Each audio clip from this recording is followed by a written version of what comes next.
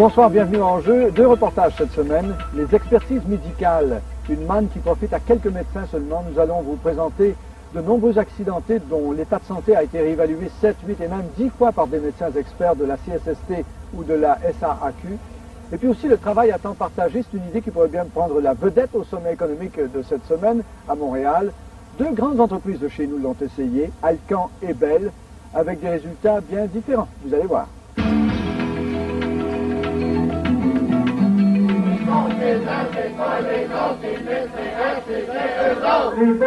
Nous sommes jeudi dernier à Montréal, 13h30, manif devant les bureaux d'évaluation médicale du ministère du Travail, 150-200 manifestants en colère contre les médecins experts qui font en sorte qu'on réduit ou alors qu'on annule leurs indemnités. Vous savez, au Québec, si vous êtes victime d'un accident de la route ou d'un accident de travail, quel que soit le diagnostic de votre médecin traitant, il se peut très bien qu'il soit remis en question. Vous serez peut-être même vu par plusieurs médecins de la CSST, de la SAQ ou encore du BM qui vont réévaluer combien vous valez en quelque sorte. Évidemment, c'est prudent par les temps qui courent d'éviter les abus. L'État doit bien sûr surveiller ses dépenses, contrôler ses dépenses, mais il semble que quelques médecins seulement profitent de cette manne de l'expertise médicale. C'est comme si la CSST et la SAQ avaient leur chouchou, ou en tout cas qu'elles écartaient les diagnostics qui ne font pas leur affaire.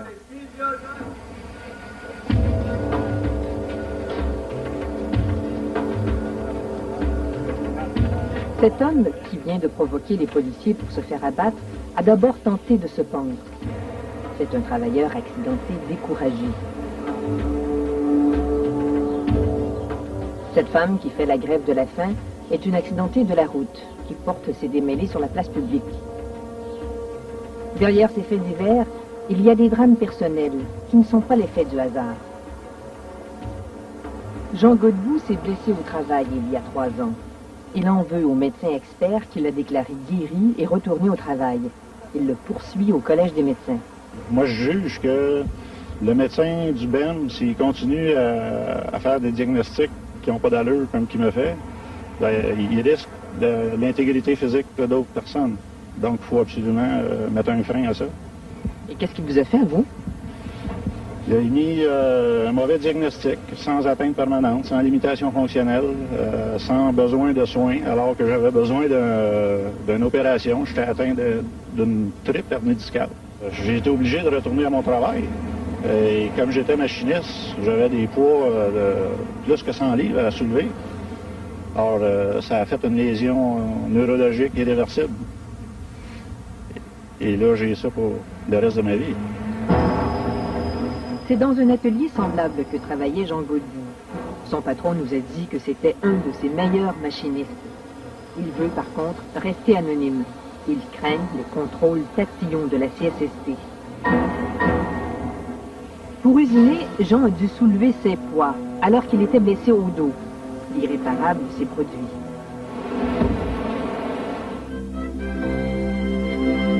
Nous rencontrons Jean Godbout qui a construit lui-même son environnement. Son talent de bricoleur a fait l'objet d'une émission télévisée. Oui. Les avions, j'en ai fait 5 avions. Avions, voitures, maisons, meubles, rien n'était impossible. Finissons. Fini. Ça ressemble à quoi vos journées, alors, maintenant?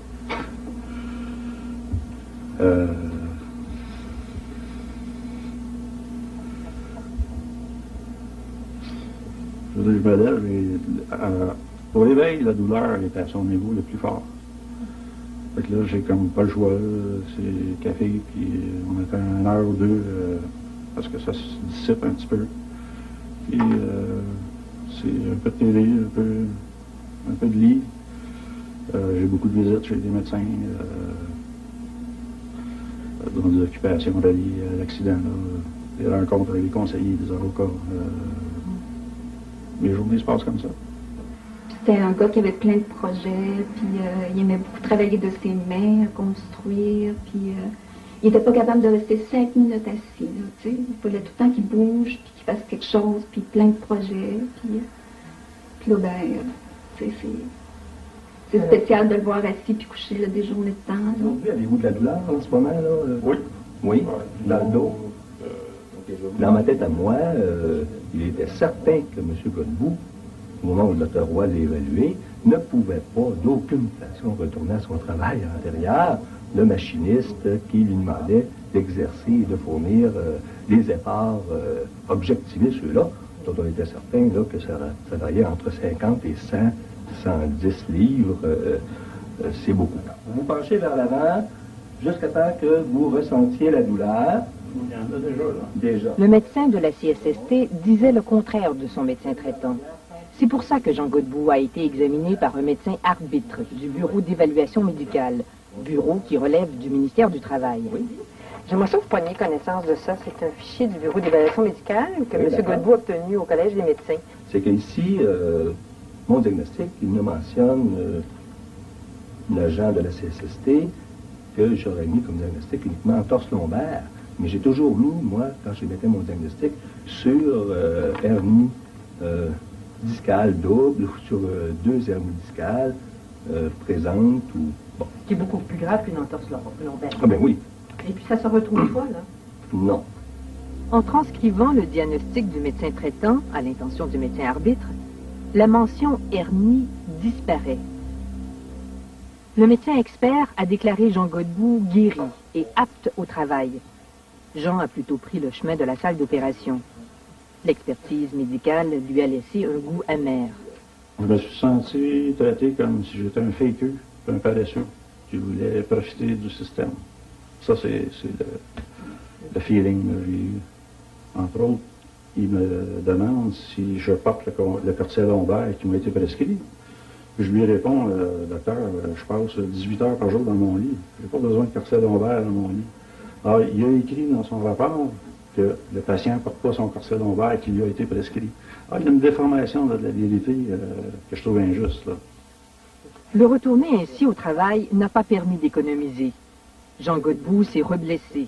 Il a subi de nombreux tests médicaux, a été opéré par un neurochirurgien, reçu de nouvelles prestations de la CSST et suit un coûteux programme de réadaptation. Alors, il y en a 50 visites qui sont déjà faites. Pas pour le soigner, mais pour l'expertiser et le contre-expertiser. Jean Godbout n'est pas un cas d'espèce. Sans grands efforts, nous avons trouvé bien d'autres accidentés qui ont accumulé les expertises médicales. J'ai trouvé ça épouvantable. Qu'on joue avec moi, qu'on me dise que je n'avais rien, qu'on me dise que je n'avais pas mal, j'ai trouvé ça... J'aurais voulu passer ma douleur à ces gens-là pour qu'ils comprennent un peu qu'est-ce que c'est. Les médecins se relancent la balle toujours, puis qui reconnaissent pas, ou qui font des diagnostics comme en l'air, ou... Il y a deux sortes de médecins. Il y a les médecins de la CSST, puis ton médecin. Je pense qu'il a été assassiné. D'accord, mon médecin, je ne suis pas capable d'être rien, mais pour les autres, je suis capable. Il voulait rien savoir de lui. On l'a pitché comme une balle partout. C'était un yo-yo. Vraiment un yo-yo. Le mari de Mme Bellec, un chauffeur d'autobus victime de 2 accidents, a été vu par 19 médecins. Linda Caluori, une enseignante qui s'est brisé des vertèbres en tombant dans la cour d'école, 10 médecins. Maryse Dupré, emballeuse de poulet, est rendue à 7. Jean-Marc Léonard, un chauffeur de camion, 17 médecins. Pourquoi de 19-20 médecins? Eh bien, 20 médecins à cause du nombre de contestations, à cause du nombre de réclamations, à cause du nombre de refus, à cause du nombre de traitements, du suivi, de l'incapacité, des rapports à produire. Alors donc, ça devient très, très lourd. Michel Cyr est un avocat spécialisé dans la défense des accidentés du travail ou de la route. Demander une indemnité, c'est souvent entreprendre un long processus de confrontation. Tout peut être contesté. Et chaque contestation nécessite une expertise et une contre-expertise. Cette façon de procéder a fait naître une nouvelle industrie, l'expertise médicale, Expertise Inc. Voici les chiffres que nous avons trouvés. En 1994, la CSST a commandé 9000 évaluations médicales. Le coût, 2 400 000 $. Le bureau d'évaluation médicale, 8 100. Honoraires versés aux médecins, 2,5 millions. Prix à même les deniers publics.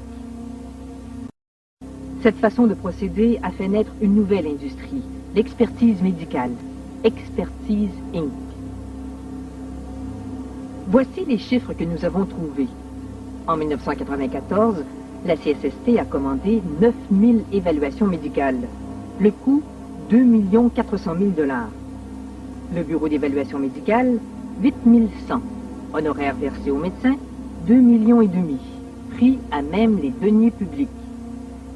La Société d'assurance automobile du Québec a fait faire 11 300 évaluations, 3 900 000 $. En une seule année, ces trois organismes ont demandé 28 400 évaluations médicales. Facture, 8 800 000 $. Pas pour soigner, pour expertiser, c'est-à-dire vérifier si l'accidenté et son médecin traitant disent vrai. Et ce n'est que la pointe de l'iceberg. C'est une avenue très payante pour bien du monde. Le chirurgien orthopédiste Georges Leclerc est parmi les médecins qui en font le plus. J'en fais moins là, pour des raisons personnelles, là, mais j'en fais encore. Puis c'est pas un problème. C'est quelqu'un qui va en faire, qui a une bonne réputation, qui a de l'expertise, entre guillemets. Il y a du travail. Les expertises médicales, il s'en fait beaucoup plus au privé. Pour les employeurs, les compagnies d'assurance et aussi les travailleurs qui préparent leur défense. Expertise Inc. a le vent dans les voiles. Seulement au bureau d'évaluation médicale, le nombre d'expertises a triplé en 10 ans. C'est payant. C'est certain que c'est payant. Au taux horaire, c'est beaucoup plus payant faire de l'expertise que faire de la chirurgie. Pourquoi c'est toujours les mêmes médecins qu'on retrouve autant à la Société d'assurance automobile que la Régie des rentes du Québec, à la CSST et tous ces organismes-là? Pourquoi? Je n'ai pas plus de réponse que ça. Vous devez en avoir une expertise pour un de ces organismes rapporte 300 $ en moyenne. Au privé, ça peut aller jusqu'à 2000 $. Et ce n'est pas comptabilisé dans le plafond des revenus imposés aux médecins spécialistes. Et il y a des nouveaux, là. C'est ce que j'avais écrit, les autres, ceux qui commencent à en faire beaucoup. La manne de l'expertise ne profite pas à tous. Même les avocats spécialisés dans ce domaine ont été surpris des chiffres que nous avons trouvés. Par exemple, l'an dernier, au bureau d'évaluation médicale, 5 médecins ont fait à eux seuls le quart de toutes les expertises. Bon an, mal an, 10% des médecins inscrits à ce bureau font plus de la moitié des évaluations. Les orthopédistes sont les étoiles. L'an dernier, ils ont fait 87% des évaluations. Les 10 médecins les plus actifs dans Expertise Inc. sont tous orthopédistes. Tous nos amis, ça. Ah oui. Ils travaillent tous pour les employeurs. Il n'y en a pas. Nous, on a toujours de la difficulté à en avoir un là, qui a un préjugé favorable, qui est prêt à regarder un cas. Oui. Ils sont tous engagés, soit par la Société d'assurance automobile. D'ailleurs, tous ceux-là, c'est tous des orthopédistes. On ne peut pas les avoir, ces gens-là. Même son de cloche au cabinet de Maître Cyr. Ce sont toujours les mêmes médecins que l'on retrouve et que les gens nous apportent les expertises. Et on se rend bien compte que lorsque nous en appelons des décisions rendues suite à ces expertises, qui sont faites souvent bien rapidement, on arrive à obtenir gain de cause. 8 fois sur 10, les avocats obtiennent gain de cause. 8 fois sur 10, l'expertise du BEM est donc invalidée. Mais il faut aller en appel. Or, la majorité des accidentés ne le fait pas. D'après Maître Cyr, la CSST mise là-dessus pour économiser. C'est aussi un outil de gestion, à notre avis, qui est utilisé de contester systématiquement certaines catégories d'individus, par exemple, ou dans certains dossiers, qui fait qu'on se dit plusieurs ne contesteront pas, abandonneront en cours de route. Et lorsqu'une personne décide d'aller jusqu'au bout, on peut parler de plusieurs années. Dans certains cas, on peut parler de 2 à 3 ans, et dans certains autres cas, ça peut être beaucoup plus, puisqu'il y a des questions de rechute ou de récidive. Là. Mais une personne qui va avoir un point final à son dossier, c'est relativement long. Ça prend de l'argent aussi? Effectivement, ça prend de l'argent. Vous savez que les expertises médicales, c'est quand même assez coûteux. Mais il doit en avoir quand même des fraudeurs. Des fraudeurs, il doit en avoir comme dans tout autre système, mais moi je vous dirais que j'en ai rarement vu.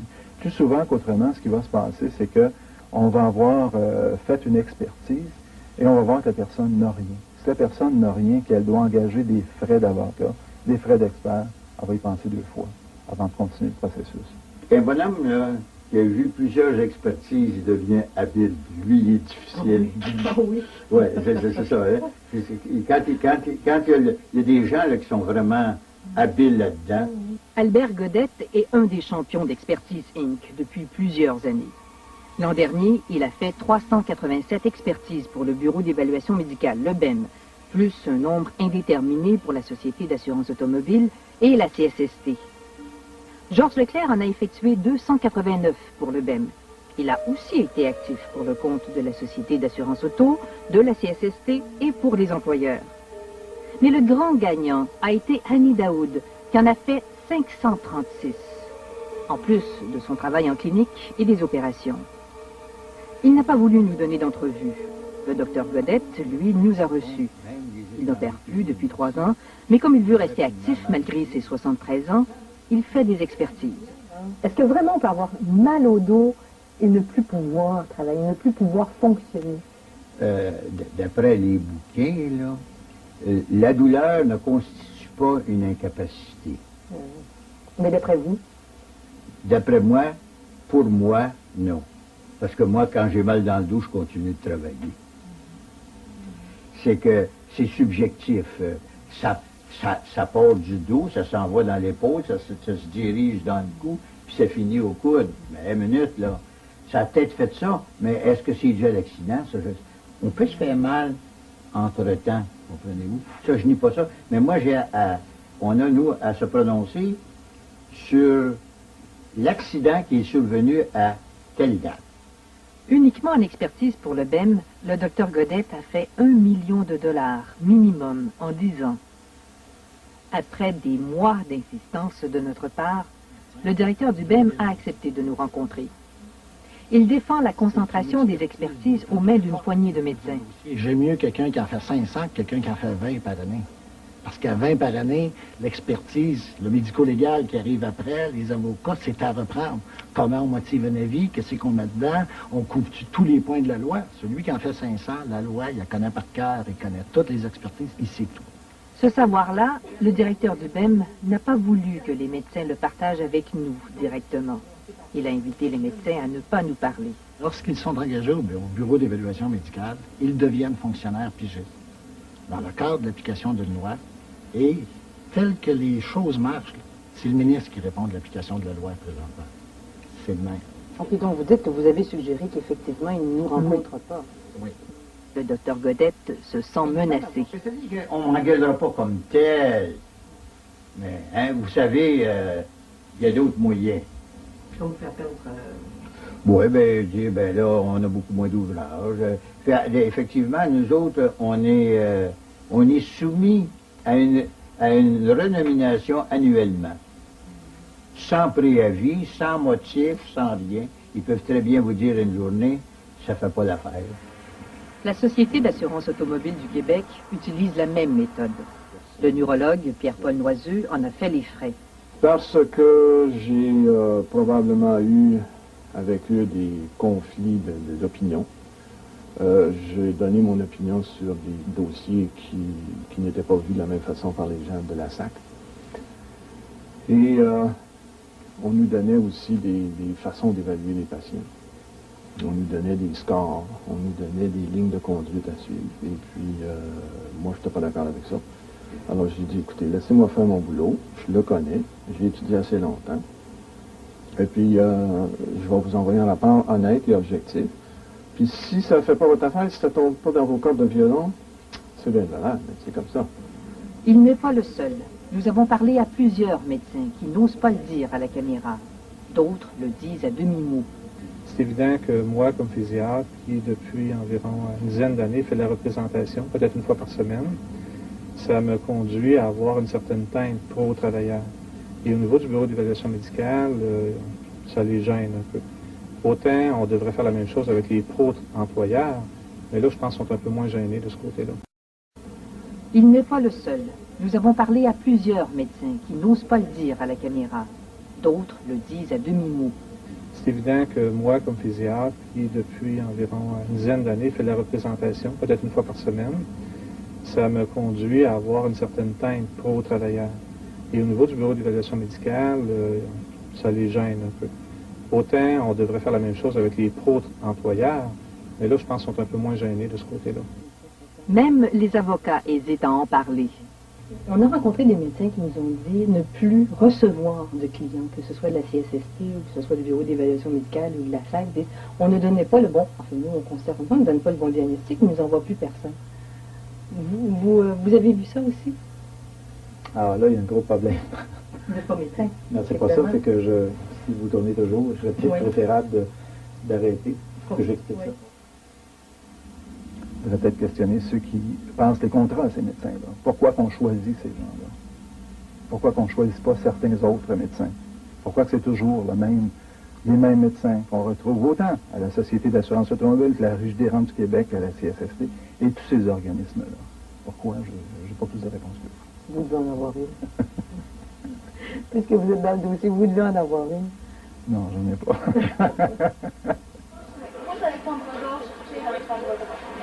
L'Institut de réadaptation de Montréal, là où Lucien Bouchard, notre premier ministre, a été traité après son amputation. Un hôpital et un personnel dont la réputation n'est plus à faire. Le docteur Pierre Plante, reconnu pour ses soins auprès des handicapés lourds, a aussi été écarté. Alors, je ne comprends pas qu'à la fois, quand on est expert du côté de l'organisme, on peut être un génial extraordinaire et que dans un autre dossier sur la même pathologie, on peut être du type moron. Alors, c'est une chose qui m'est difficile de comprendre. Le docteur Plante critique sévèrement ce système qui oblige à la confrontation et à la surenchère des expertises. C'est souvent catastrophique. Le travailleur devient déprimé, chicane avec son conjoint, ça ne marche plus sur le plan sexuel, ça ne marche plus pour s'adonner tous les jours, ils viennent un sale caractère où ils sont déprimés à fond. L'individu est détruit progressivement. Il finit, sur le bien-être social, c'est l'aide juridique qui paye l'expertise. Bon, alors, on voit que ça coûte une fortune, puis une fois qu'il a gagné 5 ans plus tard à la commission d'appel ou en cours, à la commission des affaires sociales, là, essayer de refaire une personne qui est détruite. Alors, certains s'en relèveront jamais et vont rester indéfiniment sur l'indemnisation. En dépit des problèmes de douleur, en dépit du fait qu'ils ont été victimes d'un accident, ils sont victimes d'administration et victimes dans leur vie sociale, personnelle, leur entourage, finalement, dans leur vie de couple, et se retrouvent souvent en situation de tentative de suicide ou de suicide réussi. Pour le conjoint de Mme Bellec, 10 ans de vie ont passé en démarche, de refus, en contestation, à la suite de 2 accidents. Le petit, là, quelqu'un qui est petit, là, que même du bien-être social, si vous voulez, pas capable. Un petit ne peut pas se défendre contre ces gens-là. Jamais, jamais, jamais, jamais. Il n'y a pas d'argent. Non. Ça prend beaucoup d'argent? Beaucoup d'argent. Ah oui. Beaucoup. Vous savez combien votre mari a pu dépenser? Oh, une fortune. Ah oui. Une fortune. Ah oui.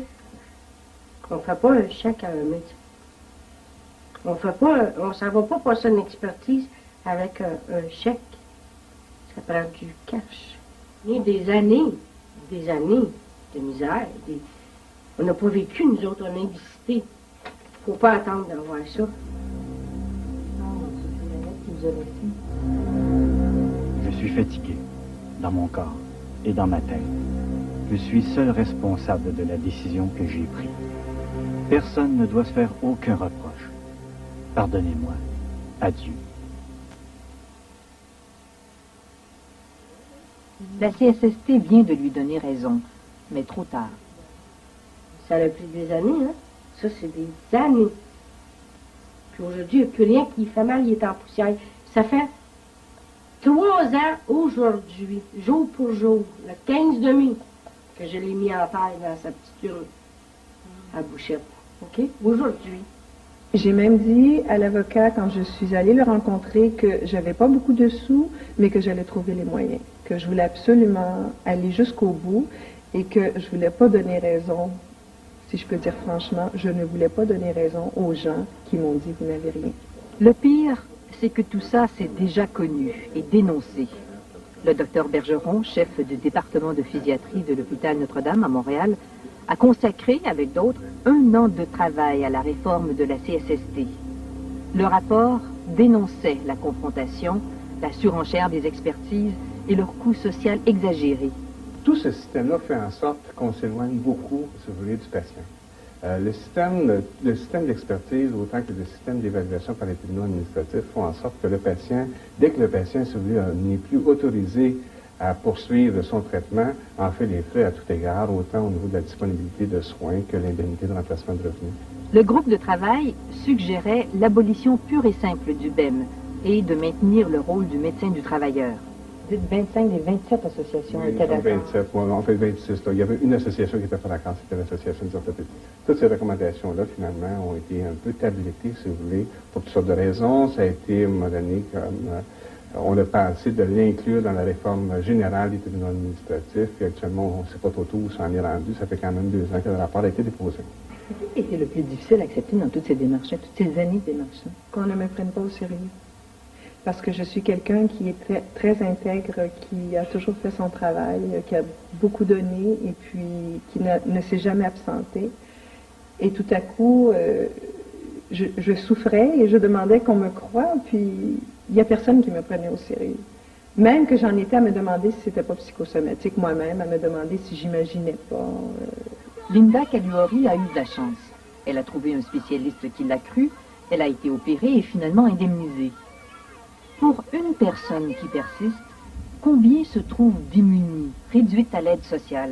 Après 3 ans, j'ai aucun traitement, j'ai pas de voiture, les spécialistes sont à Montréal, j'ai pas de voiture pour me déplacer.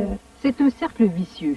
Elle n'a pas droit à des traitements pour son cou et son épaule parce que le médecin arbitre, le docteur Godet en l'occurrence, l'a déclaré guéri. Mais son employeur, lui, ne le voit pas du même œil. Sans travail, sans le sou et sans assurance, Maryse ne peut se payer elle-même la physiothérapie, ni toutes les contre-expertises médicales nécessaires pour se défendre. Si j'avais les moyens de me payer mes traitements puis de retourner au travail, je le ferais parce que c'est pas sur l'aide sociale là, que je vais faire ma vie. Là. Je pense que c'est une mentalité pourrie, complètement pourrie. Au lieu d'essayer d'arriver à la justice et à la vérité, on essaie de gagner. Si on avait traité M. Godbout autrement, administrativement et médicalement, là, lors de son premier accident de travail, est-ce qu'il serait machiniste aujourd'hui? Oui, j'ose le croire qu'il pourrait l'être, avec peut-être certaines restrictions minimes ou en termes de gros poids. Il suffit d'un accident bête, imprévu, et tout chavire. Surtout lorsque le diagnostic du médecin traitant est contesté. Ça n'a pas d'allure de maltraiter des gens comme ça. Moi, j'estime que l'intégrité physique d'une personne, c'est intouchable, inviolable. On ne peut pas, pour les besoins de sauver quelques dollars, de rendre des personnes handicapées. Je suis tannée d'avoir mal, personne ne me croit. Tout s'est écroulé, tous mes projets d'avenir ne tiennent plus. Là, c'est la panique dans le sens de qu'est-ce qui va arriver de moi, comment je vais faire pour gagner ma vie. Ils disent que la vie commence à 40 ans, mais je pense que pour nous, là, ça vient de s'éteindre à 40 ans. Expertise Inc. vit bien de cette confrontation, mais pas l'accidenté. Jean Godbout, qu'on vient de voir dans le reportage, continue ses démarches. Il doit d'ailleurs comparaître bientôt devant la commission d'appel de la CSST. Entre-temps, il a reçu une mauvaise nouvelle cette semaine. Il avait aussi porté plainte devant le Collège des médecins contre le médecin expert qui l'avait évalué, examiné à l'époque. Il a perdu. Le Collège des médecins juge que ce médecin en question avait fait son travail selon les règles de l'art, sans toutefois porter aucun jugement sur son diagnostic.